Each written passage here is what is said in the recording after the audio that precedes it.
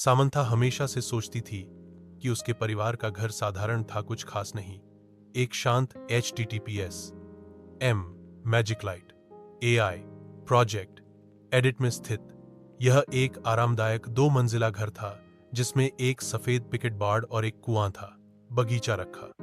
फिर भी एक दोपहर जब वह धूल भरे अटारी में घूम रही थी, तो उसकी नजर कुछ असामान्य चीज पर पड़ी।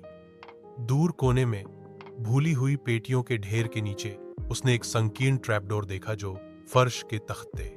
जिज्ञासा जागी, वह घुटने के बल बैठी और उसे खींचा।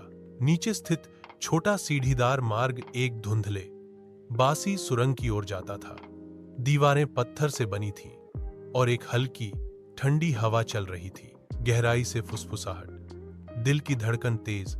सामंथा सावधानी से नीचे उतरी, उसकी टॉर्च अंधेरे को चीरती हुई।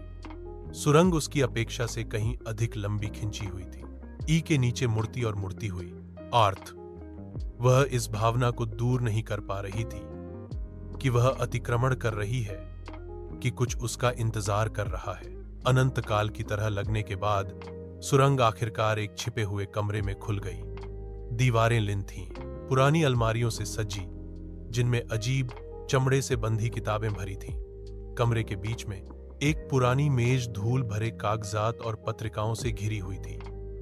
जैसे ही सामंथा दस्तावेजों को पढ़ रही थी, उसका ह और कांपते थे। अभिलेखों में निषिद्ध अनुष्ठानों और गुप्त समाजों की बात की गई थी, जिसमें उसके परिवार का नाम बार बार उल्लेखित था। जितना अधिक उसने पढ़ा, उतना ही अधिक उसे एहसास हुआ कि उसके परिवार का इतिहास आपस में जुड़ा हुआ था। अंधेरे रहस्यों के साथ रहस्य जिन्हें दफन रहना था। उसने कुछ ऐसा उजागर किया था जो किसी को नहीं जानना चाहिए था, कुछ ऐसा जो पीढ़ियों से छिपा हुआ था।